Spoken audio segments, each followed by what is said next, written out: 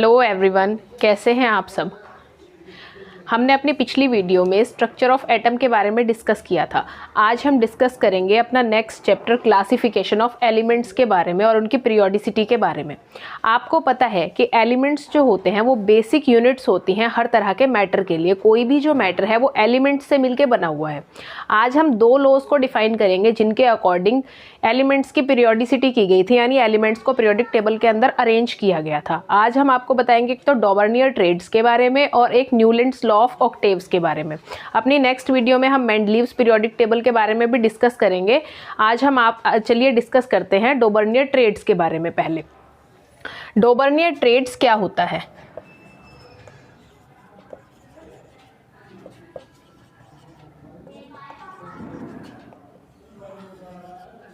ट्राइएड्स word से ही आपको पता चल जाता है कि ट्राइएड्स का मतलब क्या है। 1829 के अंदर, इन 1829 डॉबर्नियर arrange the elements.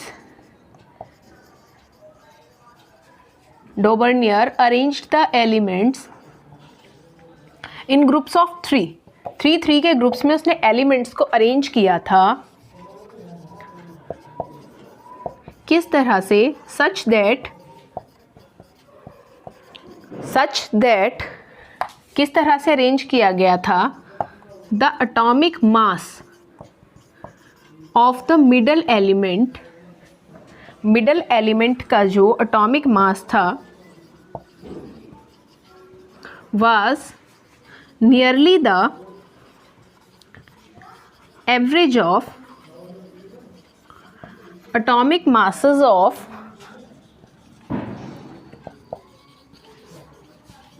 first and third element.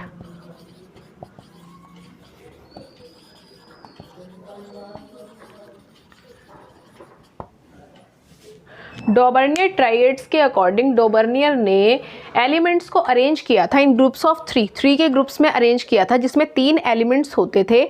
उनकी प्रॉपर्टीज़ एक जैसी होती थी और उसमें जो है जो बीच वाला एलिमेंट होता था उसका एटॉमिक मास फर्स्ट और थर्ड एलिमेंट के एटॉमिक मास का लगभग क्या निकलता था? एवरेज निकलता था। इस हिसाब से उनको क्या किया गया था? अरेंज किया गया था। जैसे हम एग्जाम्पल ले लेते हैं, उसने लिया जैसे कि लिथियम, सोडियम और पोटेशियम। इनको डॉबर्नियर ने एक ट्राइएड के अकॉर्डिंग अरेंज किया। लिथियम का जो एटॉमिक मास होता है वो होता है 7 और पोटेशियम का एटॉमिक मास होता है 39। सोडियम का एटॉमिक मास आपको पता है क्या होता है? 23। अब डॉबर्नियर ट्राइएड्स के अकॉर्डिंग किस तरह से इसको प्रूव कर सकते हैं कि लिथियम का एटॉमिक मास प्लस में पोटेशियम का एटॉमिक मास डिवाइड बाय 2।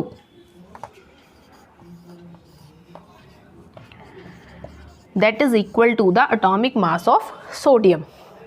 ये था डॉबर्नियर के ट्रेड्स। लेकिन डॉबर्नियर के ट्रेड्स की फेलियर क्या थी?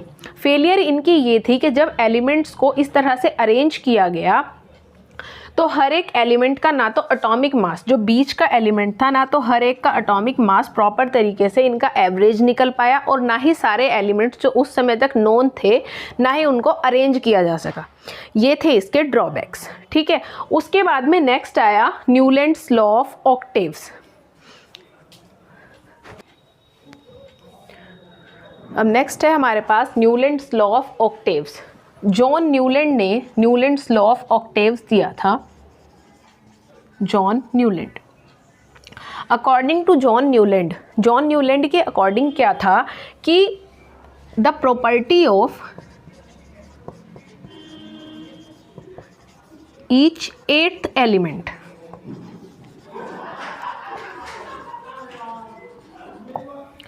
हर एक 8th एलिमेंट की जो प्रॉपर्टीज थी वह सिमिलर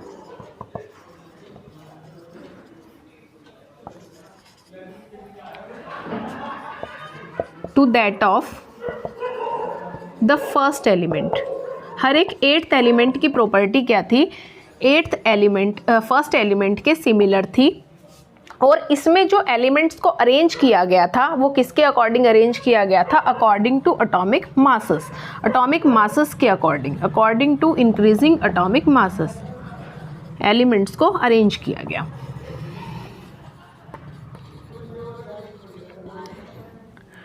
ठीक है, जैसे कि इसको आप कह सकते हैं, इसे न्यूलैंड्स लॉ ऑफ ऑक्टेव्स का नाम क्यों दिया गया, ऑक्टेव्स, क्योंकि जिस तरह से म्यूज़िकल नोट्स के अंदर ऐसा होता है कि फर्स्ट जो हमारे पास नोट होता है वो 8th नोट से क्या हो जाता है, सेम होता है, दोनों सेम होते हैं, सा रे गा मा पा दा नी सा, ठीक है। तो जो फर्स्ट की प्रॉपर्टी 8th की प्रॉपर्टी से मैच करती है, तो इसी तरह से इसमें भी ऑक्टेव्स का मतलब यही है कि फर्स्ट वाले एलिमेंट की प्रॉपर्टी 8th वाले एलिमेंट की प्रॉपर्टी से क्या थी, सिमिलर थी, और इंक्रीजिंग एटॉमिक मासेस के अकॉर्डिंग उनको क्या किया गया था, अरेंज किया गया था, ठीक है।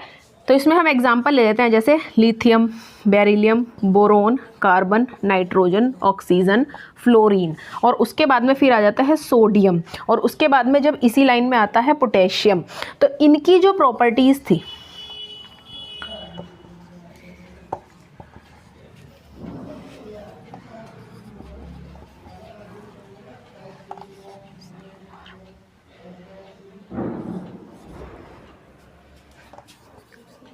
तो इसी लाइन में जैसे इनकी प्रॉपर्टीज़ जो थी, इनकी तीनों की प्रॉपर्टीज़ क्या थी, सेम थी, इंक्रीजिंग एटॉमिक मासेस के अकॉर्डिंग। जो इनको ये 3-3 के ग्रुप्स में जैसे ये आए, तो इनकी प्रॉपर्टीज़ क्या थी, सबकी सिमिलर थी, ठीक है। और ये कैल्शियम तक इन्होंने इसको कर दिया डिफाइन, लेकिन उसके बाद में एलिमेंट्स को इसमें अरेंज नहीं किया गया। इसके ये ड्रॉबैक्स थे कि ये जो है क्यों फेल हुआ, ये फेल इसलिए हुआ क्योंकि उसके बाद में सिर्फ ये कैल्शियम तक के एलिमेंट्स को ही इस पीरियोडिक टेबल में इस लॉ के अकॉर्डिंग इंक्रीजिंग एटॉमिक मास के अकॉर्डिंग अरेंज कर पाए, और फर्स्ट एलिमेंट की प्रॉपर्टी 8th एलिमेंट से मिलती थी।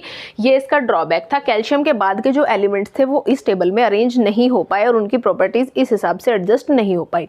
दूसरी चीज़ क्या, दूसरी चीज़ ये कि जब इनर्ट गैसेस जो थी वो डिस्कवर की गई, इनर्ट गैसेस के डिस्कवरी के बाद में जब उनको पीरियोडिक टेबल के अंदर अरेंज किया गया, तो उनकी वजह से पूरी की पूरी टेबल क्या हो गई, डिस्टर्ब हो गई, और एलिमेंट्स का जो अरेंजमेंट किया गया था वो सब फेल हो गया। इस वजह से न्यूलैंड्स लॉ ऑफ ऑक्टेव्स जो था वो नहीं चल पाया, और उसके बाद में Mendeleev's law of periodic table आया था, ठीक है।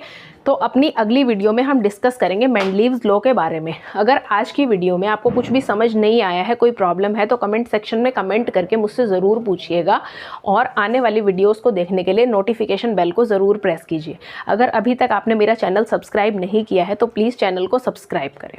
Thank you.